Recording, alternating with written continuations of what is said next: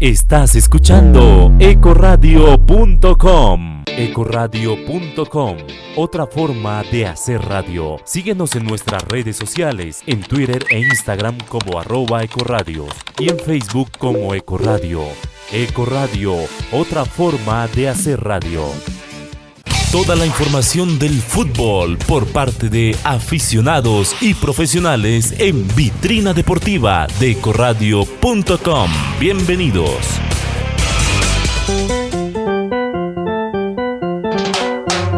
Aquí comienza la Vitrina Deportiva. Colombia es una mixtura de razas, de culturas y de sabores, y así como una mezcla de emociones hemos terminado nuestra participación en el Mundial de Rusia. ¿Qué sensaciones las que deja el fútbol? Entre alegría, orgullo, tristeza y esperanza, porque nuestros representantes en la cancha dieron todo de sí y deben volver con la frente en alto como altas nuestras palmas para recibirles y agradecerles. Se terminó una competencia, pero hay muchas más para afrontar, así que empezamos aplaudiendo a los nuestros y dándoles un espaldarazo de respaldo y de hermandad, para que sigan llenándonos de orgullo en más territorios, como en Brasil, donde se jugará la próxima Copa América del año 2019. Mi nombre es Eric Molina Gómez y agradeciendo su compañía les presento a continuación los temas de esta tercera edición de la Vitrina Deportiva. Vitrina Deportiva de Ecoradio.com. La Selección Colombia, datos y estadísticas con Cristian González. ¿La alineación inicial frente a Inglaterra fue un error? Nos lo cuenta Alejandro Bernal. Además, voces desde México y España con las impresiones de sus selecciones, también ausentes ya de la Copa del Mundo. Con miras a la Copa América del próximo año, conversamos con el analista chileno Roberto Espinal y la selección austral que dirige el colombiano Reinaldo Rueda. Ciclismo y el caso Chris Froome con el análisis del profesor Luis Fernando Trujillo. El periodismo deportivo, qué es y cómo se trabaja desde Polideportes, plataforma web de la Universidad Politécnico Gran Colombiano con el maestro Álvaro Rodríguez. Y cerramos con la actualidad del equipo rojo de la capital colombiana, el Cardenal, Independiente Santa Fe con María Camila Medina. ¡Comenzamos! Tú estás escuchando Vitrina Deportiva de Ecoradio.com. Tras la eliminación de nuestra selección Colombia, encontramos números y estadísticas que nos permiten ver un poco mejor cómo se comportó el equipo del profesor Pekerman en sus 4 partidos, donde enfrentó a selecciones de 3 de los 5 continentes del planeta y que exigieron de diversas maneras a los nuestros. Sin duda alguna un fogueo muy importante de cara al futuro que nos deja con más cuerpo y personalidad, luego de 2 mundiales seguidos con presentaciones importantes. Las estadísticas permiten conocer variables a partir de los datos, pero no quiere decir que éstas representen una verdad.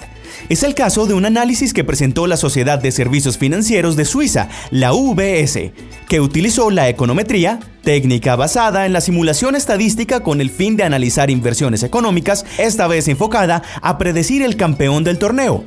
Se tuvieron en cuenta para este estudio los resultados de la fase clasificatoria al Mundial, incluyendo variables como el clima. El resultado de este estudio arrojó un porcentaje favorable a la selección alemana del 24%, pero ya sabemos cómo terminó el equipo de Joaquim Löw.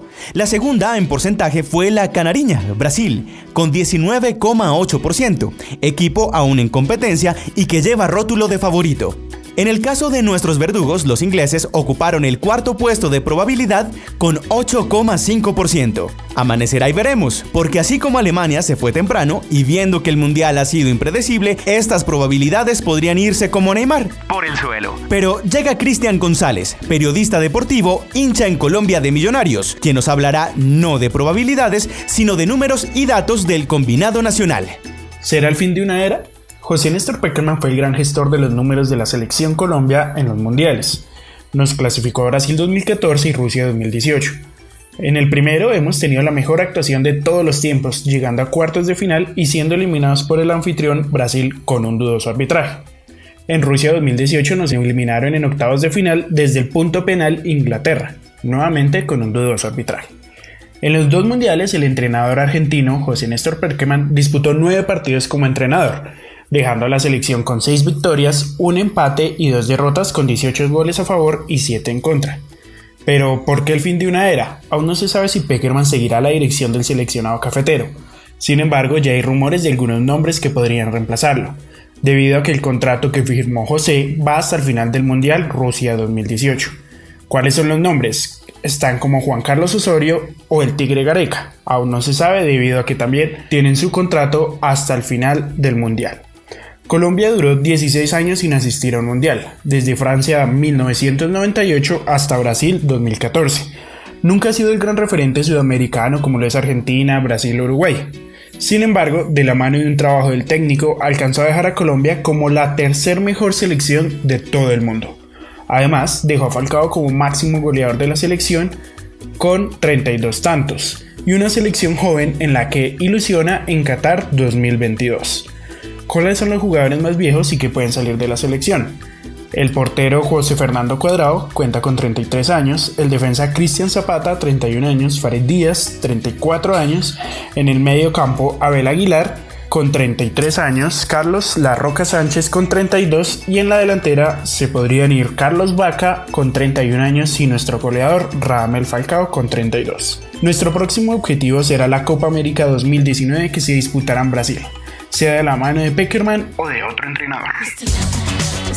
El partido frente a Inglaterra tuvo varios factores de análisis. Encuentro en el que Inglaterra presentó una dinámica interesante con una formación de 3-5-2 o 3-4-3 por momentos, donde ocuparon el ancho del campo y presionando alto nos pusieron en aprietos desde el inicio del partido. Sin embargo, el profesor Pekerman recompuso luego del entretiempo y la selección Colombia lució mejor. ¿Fue entonces un error desde el planteamiento inicial lo que nos complicó? Alejandro Bernal, periodista del Politécnico Gran Colombiano e hincha del América de Cali, nos presenta su visión. La selección Colombia cayó a manos de la selección de Inglaterra después de haber empatado 1-1 los 120 minutos. En el punto penal ganaron los ingleses. Vamos a analizar el planteamiento táctico que expuso el profesor José Néstor Pekerman, sobre todo en la línea de volantes, donde nos encontramos con Carlos Sánchez, Wilmar Barrios, Jefferson Lerma, que hacían la primera línea de 3, una línea netamente de marca, acompañando a Juan Guillermo Cuadrado, Juan Fernando Quintero, que ellos mismos le hacían el trabajo a Falcao García. Sin embargo, pienso que hizo falta un jugador como Mateo Uribe o de pronto como el mismo Luis Fernando Muriel para generar juego, para generar un poco más de explosión. De pronto, en el caso de Mateo Uribe, es un jugador que quita el balón, pero que también genera un poco de fútbol. Y pienso que ahí estuvo una de las causas por las cuales el equipo colombiano perdió el balón, sobre todo en el primer tiempo, y se lo entregó al equipo contrario, que se llevó el marcador. Tú estás escuchando Vitrina Deportiva de Ecoradio.com.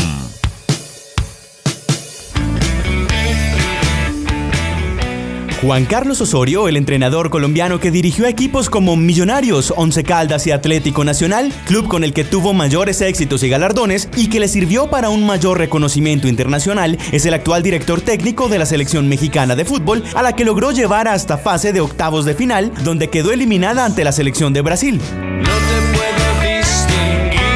El equipo de Chicharito, Vela, Memo Ochoa y compañía tuvo una presentación respetable y sorprendió con su triunfo sobre Alemania con gol de Irving Lozano, luego de un contraataque muy bien manejado por parte de los aztecas. Recordemos que en los mundiales la historia favorecía a los alemanes con 2 triunfos y un empate. Pero ¿cómo analizan en México el trabajo del seleccionador colombiano luego de su actual participación en el mundial? Oscar Ceseña, voiceover mexicano, músico y líder de la banda Atomics, que oímos de fondo, nos da sus impresiones. Mira, yo creo que Osorio no fue un mal técnico. Realmente el problema de la selección está desde el fondo, desde raíz. Tenemos broncas con la directiva, aquí tenemos problemas con la Federación Mexicana de Fútbol y los directivos están bien amañados. Televisa tiene mucho de los derechos de la selección y manipula bastante quién va, quién no va, cómo van, de qué manera van. Entonces todavía tenemos muchas inconsistencias en el fútbol mexicano, y desde ahí viene el problema realmente, porque lo que hizo Osorio fue llegar a, como todos los otros técnicos han llegado siempre al cuarto partido y no lo pasan.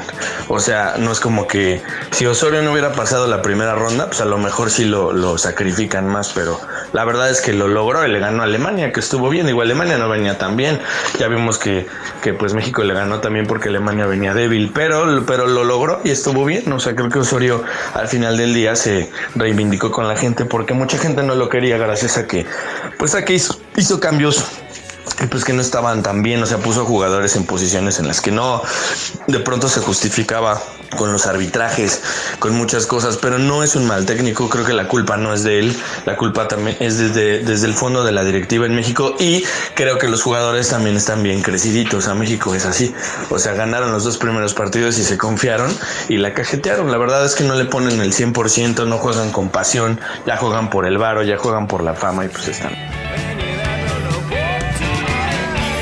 Si bien en Colombia los medios también influyen en otros temas, lo que nos cuenta Óscar Ceseña sobre Televisa nos da un panorama de lo que sucede al interior de la Federación Mexicana de Fútbol y entendemos mejor el entorno que rodea al profesor Osorio. Pero, Óscar, este técnico, entendemos, en Colombia fue resistido desde el principio. ¿Lo sentiste así también? Yo creo que sí, al principio pues como que estaba destanteado, ¿no? De pronto a veces Osorio nos hacía pensar que no tenía realmente la camiseta del país puesta, como que no le interesaba al 100%, como que no tenía esa garra que pues debe de tener un director técnico por su selección o su equipo, ¿no? Eso nos llegó a hacer pensar. Hay gente que sí no lo quiere, hay gente que lo culpa completamente, pero la verdad es que no. Siento que pues no fue perfecto, pero pues tampoco no fue el peor, ¿no? O sea, la neta es que logró hacer lo mismo que todos los otros técnicos, ¿no? Como te decía, si no hubiera pasado el cuarto partido, entonces ahí sí, pero pues hizo lo mismo que todos, entonces que no tienen boca para hablar. Y los jugadores pues también tienen culpa, pero principalmente la culpa, el problema de que México no triunfe en los mundiales, no llegue, no pase el cuarto partido, es porque no van los mejores jugadores, no va el mejor talento. Siempre mandan así como a lo que Televisa dice, a lo que el cuate que tiene más palanca es el que tiene más varo. Es así, es una mafia. Entonces, pues, ni modo.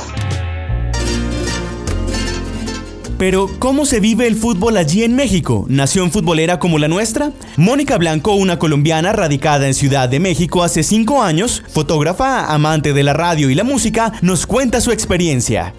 En Latinoamérica, de por sí, el fútbol es una fiesta.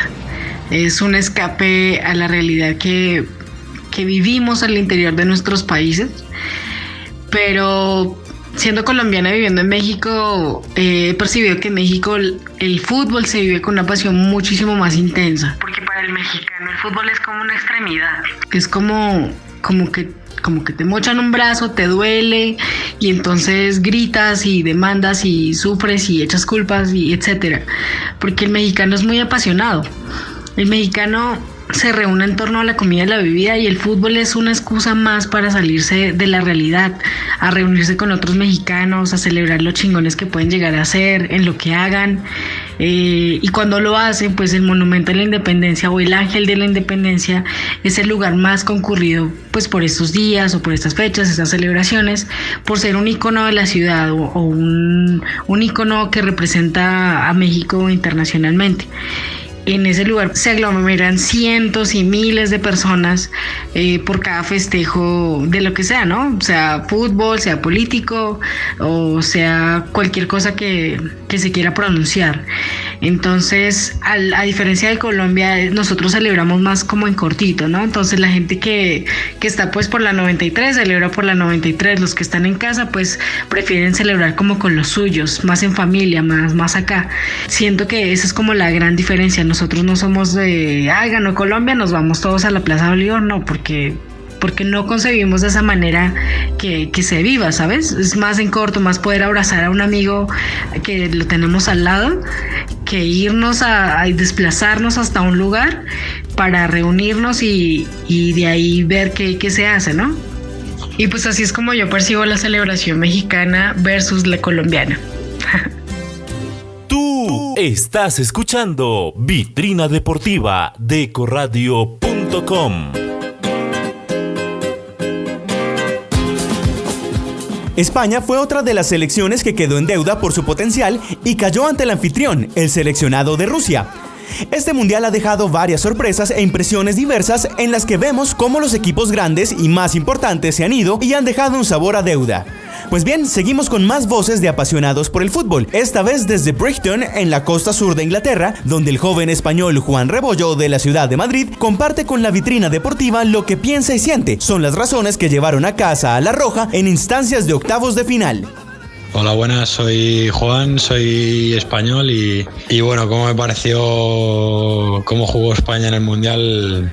De momento todavía hay muchos jugadores nuevos y se está renovando la plantilla, y a pesar de que no jugó mal, también tuvimos el incidente que echaron al entrenador el día de antes de jugar el Mundial, y hubo un nuevo entrenador que llevaba muy poco tiempo, tenía muy poca experiencia de entrenador, entonces eso nos hizo un poco, yo creo que, destabilizar al equipo, y a pesar de que no jugó mal, creo que no nos vino nada bien, y aparte tuvimos que jugar contra Rusia, que jugaba en casa, entonces eso sumado a que nos echaron al entrenador y a que no tuvimos a pesar de tener muchas oportunidades, todos los jugadores de Rusia estaban muy atrás, no supimos controlar bien el partido. Pero bueno, en general para mí sí que España jugó bien, lo único factores externos que desestabilizaron al equipo, y poco a poco se va renovando la plantilla, y jugadores que antes eran muy nuevos ahora ya van cogiendo más cargo en el equipo, y vamos poco a poco en un futuro volver a conseguir una Copa del Mundo. Gracias. Ecoradio.com. En la capital de Chile, Santiago, está Roberto Espinal, un apasionado por el fútbol, abogado de profesión y socio del Club Colo-Colo, quien atiende a la Vitrina Deportiva, que tiene como tema a la selección austral y su camino hacia los retos próximos, ahora con la dirección técnica del colombiano Reinaldo Rueda.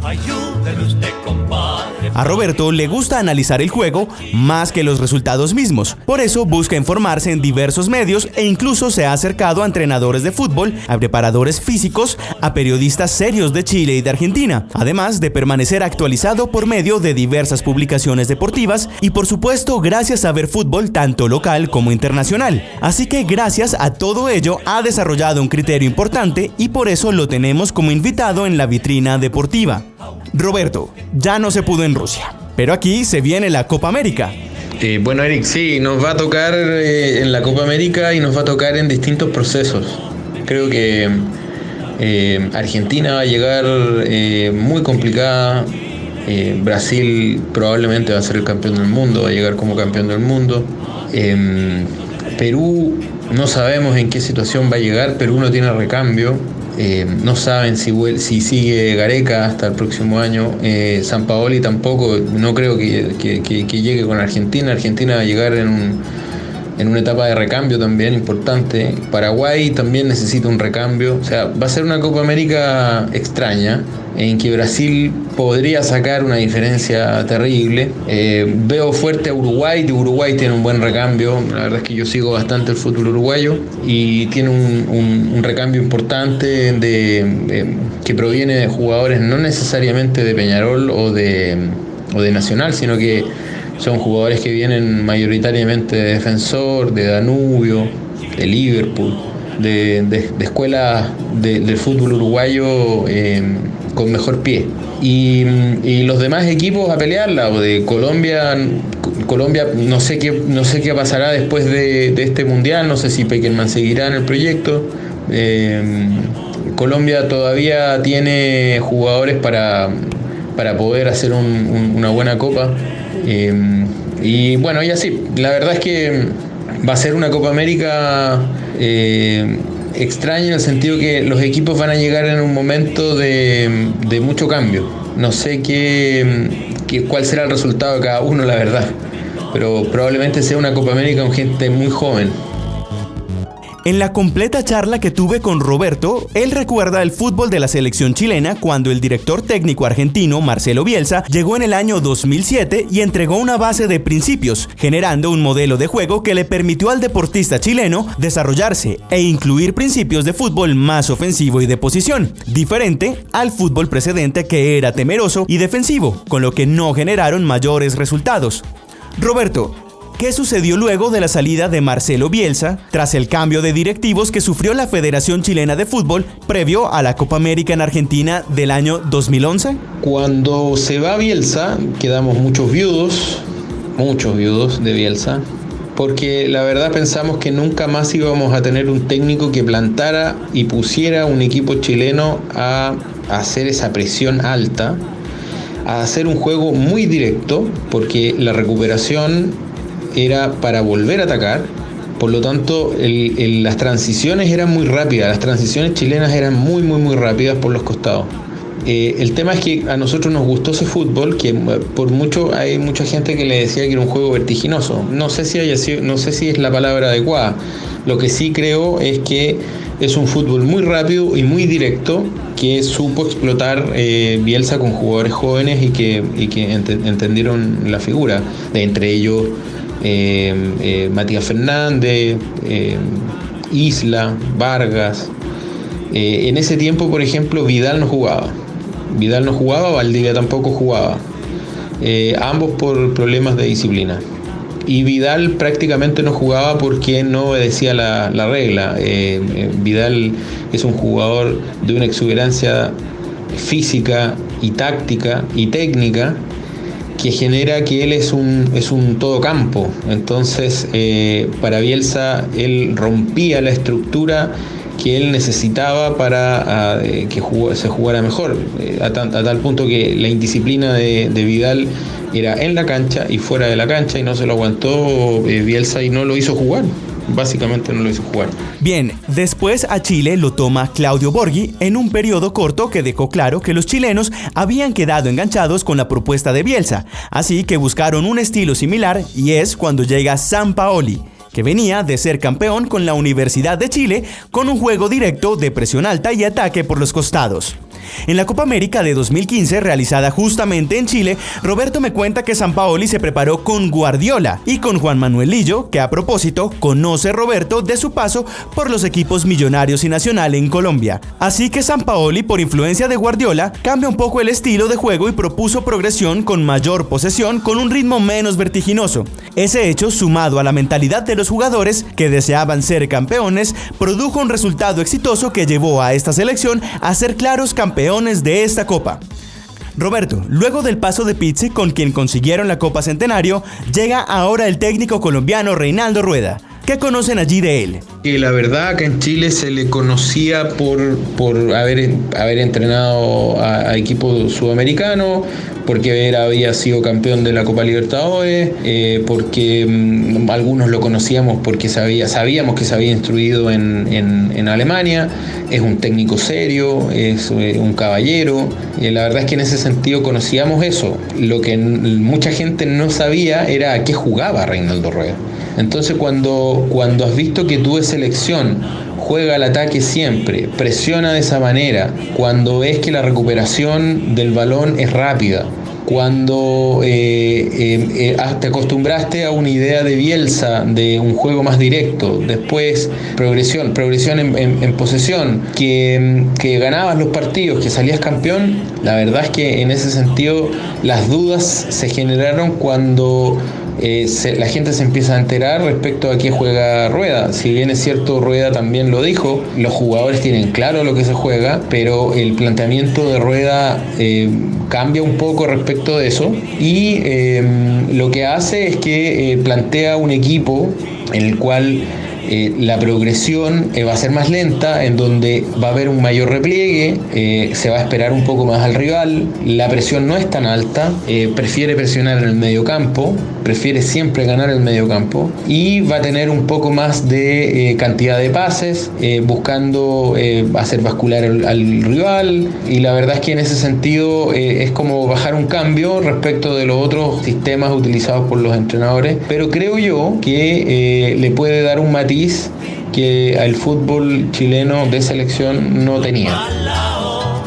Bueno, Eric, y eso es lo que te puedo decir. Y bueno, y también te mando un saludo a la vitrina deportiva de Eco Radio, de un chileno futbolero que ve también fútbol colombiano, lo sigue a nivel de clubes, tiene equipos muy competitivos. El Atlético Nacional es un gran equipo, lo tuvimos acá, lo pude ver en cancha, con un gran entrenador que ojalá pueda seguir Almirón, porque es el tipo de fútbol que uno agradece ver, y la verdad es que nosotros acá siempre seguimos el buen fútbol colombiano y les tenemos mucho cariño. Así que bueno, les envío un abrazo, saludo desde Chile y estamos para cuando quieran. Tú estás escuchando Vitrina Deportiva de Ecoradio.com. Si hay un deporte que nos ha dejado grandes satisfacciones y momentos de júbilo nacional, es el ciclismo. Generaciones de colombianos han soñado con la gloria alcanzada sobre los famosos caballitos de acero que otrora montaran grandes nombres, como Martín Emilio Cochise Rodríguez, quien obtuvo el récord mundial de la hora en 1970 en México y el título mundial en Italia en 1971. O Lucho Herrera, el jardinerito, quien fue el primer colombiano en alcanzar la camisa de líder, que en ese entonces era amarilla y no roja como ahora, en una de las 3 competencias reinantes de este deporte, la Vuelta a España en 1987, año en el que se coronó campeón de la misma.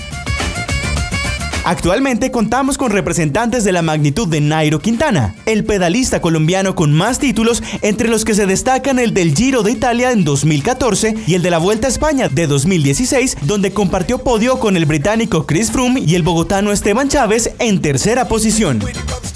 El periodista deportivo y docente universitario Luis Fernando Trujillo, de amplia trayectoria en el mundo de la radio, trae a la vitrina deportiva el contexto en el que se presentará el Tour de Francia con una confirmación polémica, el aval para la participación de Chris Froome. A 4 días de iniciarse el Tour de Francia 2018, parece que la novela de Chris Froome llegó a su fin. Digo creo porque a pesar que la Unión Ciclística Internacional cerró este procedimiento, quedan algunas ventanas abiertas para seguir con la investigación. Lo importante es que Chris Froome va a estar en el Tour de Francia 2018. La gente critica a la Unión Ciclística Internacional y a la Agencia Mundial Antidopaje porque creen que es una injusticia lo que se cometió con esta decisión, porque la gente cree que el señor Chris Froome sí se dopó, utilizó su medicamento más del límite permitido y llegó a considerársele una falta al ciclismo internacional. Sin embargo, la Unión Ciclística Internacional en este orden de ideas dice que Froome mantendrá los últimos títulos conseguidos durante la época de la investigación por su supuesto dopaje, la Vuelta a España en el 2017 y el Giro de Italia en 2018. Además, podrá competir en el Tour de Francia sin ningún inconveniente. Entonces, empecemos a analizar lo que pasa con Chris Froome. ¿Por qué se le sancionó? Se le dice que él tuvo un problema de salbutamol, que es una medicina que él toma para el asma. Es permitido hasta un número indicado, pero sobrepasó los 1900 nanogramos y por eso dio positivo. Y en el momento en que el Tour de Francia, sus organizadores dijeron que iban a vetar la participación de Chris Froome en este torneo, en esta prueba internacional, apareció la Unión Ciclística Internacional diciendo que no hay ningún inconveniente y que el británico no tiene ninguna culpa por haber excedido un poco de su medicina. Entonces la gente está pensando, ¿qué va a ocurrir si otro ciclista va a tener el mismo procedimiento y porque no es el número 1 del mundo, porque no es Chris Froome, se va a sancionar? Vayamos al caso con el colombiano Botero. Él produce una sustancia dentro de su cuerpo y cuando él realizó el antidopaje salió culpable y lo sancionaron. Entonces, ¿qué va a pasar? Y la gente se pregunta qué ocurrió en esa etapa en el Giro de Italia cuando Chris Froome cabalgó solo 80 kilómetros. Cuando finalizó en esa prueba, en esa etapa, descontó el tiempo que le llevaban y aumentó en 2 minutos y medio más el tiempo al segundo, en este caso el señor Dumoulin. Dijeron, y los grandes directivos de diferentes equipos, lo mismo que Dumoulin, el mismo Nibali, dijeron que era importante volver a hacer una prueba porque esto no es normal en un ciclista. Sin embargo, no pasó absolutamente nada. Chris Froome fue campeón del Giro de Italia. Se seguirán preguntando qué fue lo que pasó. ¿Será que el Tour de Francia sin Chris Froome puede ser importante? ¿Puede llegar a ser tan fundamental como en otras competencias? A pesar de toda esta historia, nosotros debemos calificar que Chris Froome es uno de los ciclistas más importantes del mundo. Si nosotros tenemos en cuenta a los grandes ciclistas que han corrido el Tour de Francia, como el señor Alberto Contador, Eddy Merckx, Bernard Hinault, Sean Kelly, ellos han sido mejores o están ubicados en un segundo plano, pero lo único cierto es que el que ha demostrado calidad, capacidad técnica en todo terreno ha sido el británico. Ahora vamos a ver qué pasará cuando el próximo sábado se inicie el Tour de Francia. Hay varios candidatos, están Nairo Quintana y el señor Mikel Landa por parte de Movistar. Encontramos a Vincenzo Nibali, mejor, Ilnur Zakarin, Domenico Pozzovivo, Rigoberto Urán, Adam Yates y Tom Dumoulin. Dentro de este ramo de ciclistas va a estar el ganador, el campeón de la versión Tour de Francia 2018. Esperemos a ver qué va a pasar, esperemos qué dirá la Unión Internacional de Ciclismo, la Unión Ciclística Internacional, cuando termine el Tour de Francia y el ganador sea Chris Froome. Todavía no adelantemos, esperemos qué va a pasar. Lo importante es que otra vez el duelo Nairo Quintana, Dumoulin y Chris Froome se volverá a presentar. Tú estás escuchando Vitrina Deportiva de Ecoradio.com. Aprovechando que la Vitrina Deportiva es un espacio que llega a varios periodistas, no podemos dejar pasar la audiocolumna de la semana del maestro y periodista Álvaro Rodríguez, director del portal web Polideportes, quien nos habla en esta ocasión sobre la labor del periodismo deportivo. Hola a todos los oyentes de Vitrina Deportiva y a don Eric, un gran saludo y las gracias infinitas por volverme a permitir estar con toda su audiencia. Qué bueno acompañarlos en este espacio y qué bueno que esta semana podamos hablar del Día Internacional del Periodista Deportivo. El 2 de julio se celebra siempre, año tras año, ese Día Internacional de aquellos periodistas que nos dedicamos a dar a conocer la información referente al deporte. Y cuando hablamos de deporte, hablamos de todas las disciplinas, no solamente el fútbol, porque muchas veces hay personas que solamente se dedican a ser comentaristas de fútbol, y no estoy diciendo que esto esté mal hecho, sino que se dedican solamente a este deporte. Pero si hablamos del periodista deportivo, tenemos que hablar de absolutamente todas las disciplinas. Un oficio que está siempre bajo la mira de las personas que son asiduas al deporte y que siempre está siendo criticado, que siempre está siendo juzgado. Y esto es lógico porque la responsabilidad que tiene el periodista deportivo es precisamente esa: mirar el deporte y darlo a conocer a la gente. Tenemos un gran problema, y es que en la parte de información del periodismo deportivo hemos tenido una gran tendencia, no es algo de ahora, sino históricamente, a que se convierte en un escenario de comentarios, los comentaristas deportivos, aquellos que simplemente dan una información y van ya de largo con su opinión, con su comentario, con lo personal, que vuelvo y repito, no quiere decir que esté mal, pero el periodista está para informar.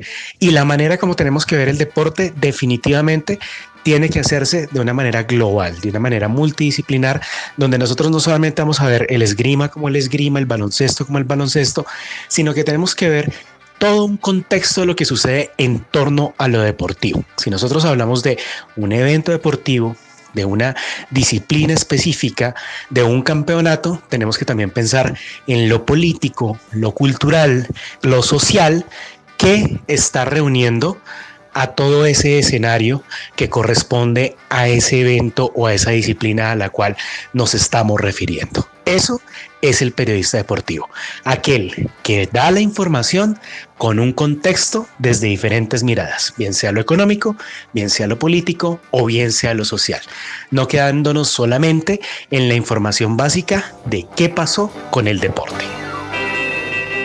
Y hablando de esta responsabilidad que tienen los periodistas deportivos, hay algo que gracias a Eric que me ha dado este espacio para dárselos a conocer, y es un portal que va a cumplir un año el próximo 12 de octubre. Así como hablábamos que el 2 de julio se celebra el Día Internacional del Periodista Deportivo, el 12 de octubre se celebra el Día del Periodista Deportivo en Colombia. Y el 12 de octubre del año pasado, del 2017, nació en Colombia un nuevo portal especializado en información deportiva que se llama Polideportes y que pertenece al Politécnico Gran Colombiano, y es un escenario de aprendizaje para los nuevos periodistas que les gusta informar de las actividades deportivas. Ustedes pueden entrar a polideportes.poligran.edu.co para poder ver buena información, la información diaria, pero además de eso unos reportajes muy especiales, unos reportajes muy bien logrados, unas investigaciones en torno al deporte bien hechas, donde se mira precisamente lo político, lo social, lo cultural que tiene que ver con el deporte, y que ustedes podrán visitar en polideportes.poligran.edu.co. Y además de eso van a encontrar información de carácter multimedia, lo que rige hoy a los medios de comunicación, donde ustedes podrán escuchar podcasts, donde ustedes podrán ver videos, leer historias, ver los resultados obviamente del deporte, y unas historias muy bien contadas por quienes, por estudiantes de comunicación social, periodismo del Politécnico Gran Colombiano, y piezas audiovisuales realizadas también por ellos o por estudiantes de medios audiovisuales del Poli. Este es un portal que hemos creado, que tengo el honor y el gusto de dirigirlo porque es de todo mi gusto, y que ponemos a la oferta de la gente que le gusta el deporte y que quiere estar bien informada en torno al deporte. Y pues aprovechando este espacio, también quiero hacerle una propuesta a don Eric, aquí a micrófono abierto. Él verá cómo me va a responder ante sus oyentes, y es que ustedes puedan encontrar los podcasts de la vitrina deportiva en Polideportes. Así es que sus oyentes y también yo, don Eric, estamos a la espera de esas respuestas si usted quiere que la vitrina deportiva esté a disposición de los navegantes de Polideportes. Un saludo para todos y espero que nos podamos escuchar la siguiente semana. Pues con gratitud absoluta y un gusto enorme acepto. Además, con orgullo, porque hacer parte de un trabajo tan profesional y bien dirigido no puede dejar más que éxitos y satisfacciones. Así que, además de www.ecoradio.com, podrán encontrar a la vitrina deportiva en la plataforma de polideportes.poligran.edu.co. Sitio ideal de consultas confiables bajo la dirección de nuestro audiocolumnista de la vitrina, el maestro Álvaro Rodríguez. Maestro, gracias por la oportunidad.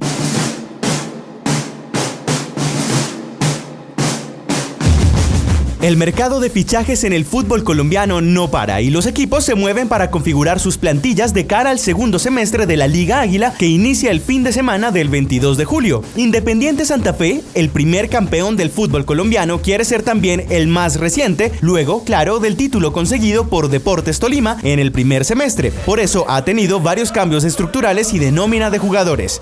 Pero esto nos lo cuenta María Camila Medina, una periodista muy activa en el mundo del fútbol, por supuesto hincha de Santa Fe, que con su estilo único nos actualiza de manera completa con las novedades de los rojos capitalinos. Escuchemos.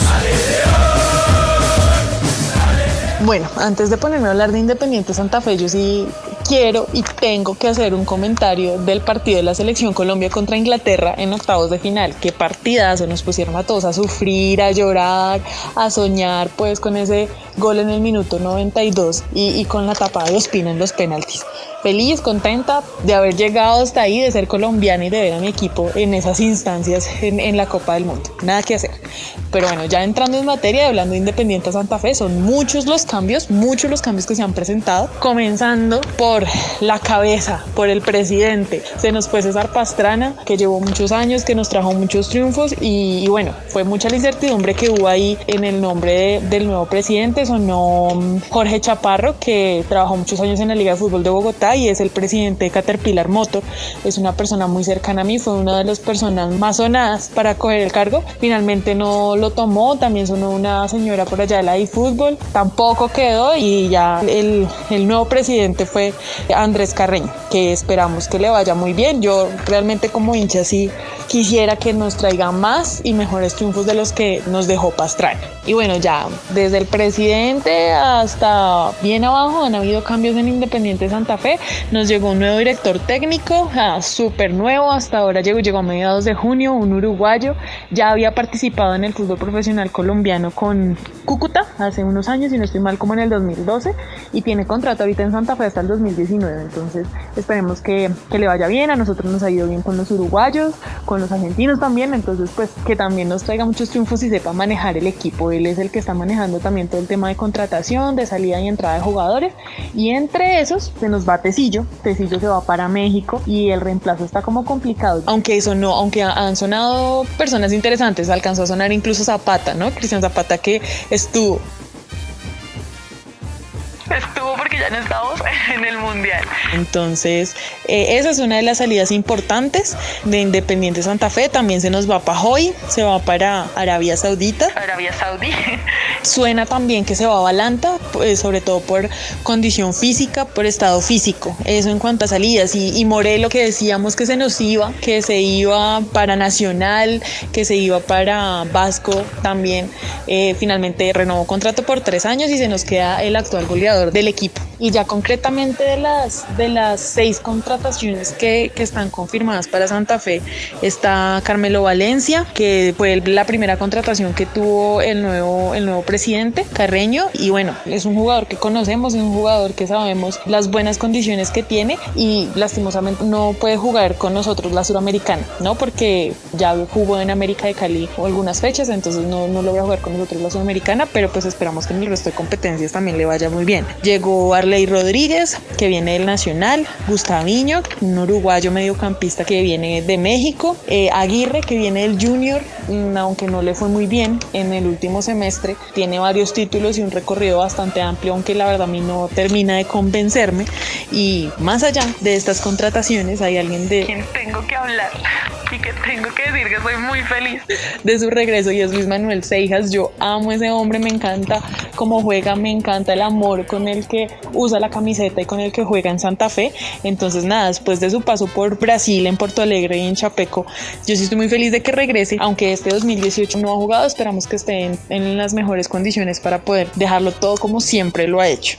Hay una pregunta interesante que tengo, y es: no sé si va a jugar con el número 20, que es con el que siempre ha jugado en Independiente Santa Fe, porque ya hay un jugador que lo tiene, o si va a jugar con el 10. De hecho, si mi memoria no me falla, Omar Pérez antes de irse le entregó la camiseta, le entregó el número 10.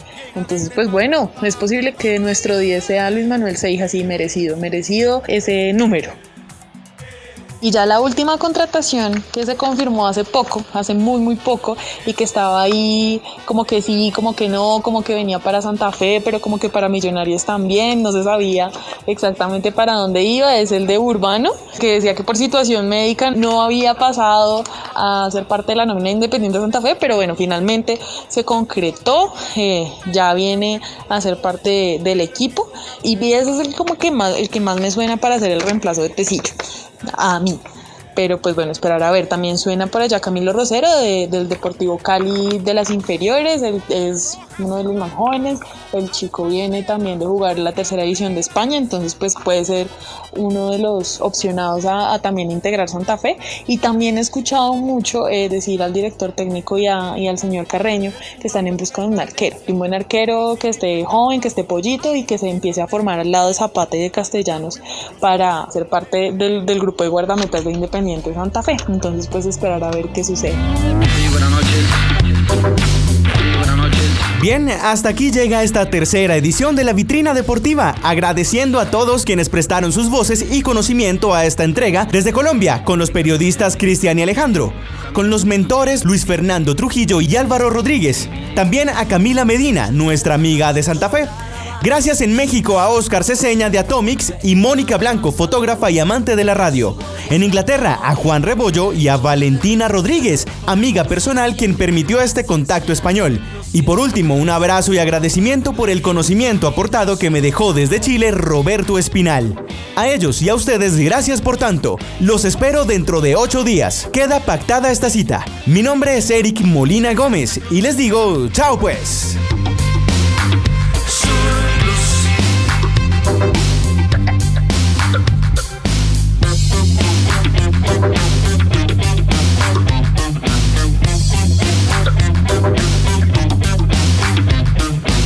En el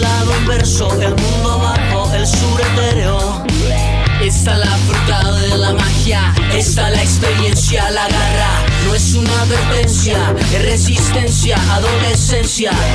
Nos están tendiendo una trampa, la gente oculta y se engaña.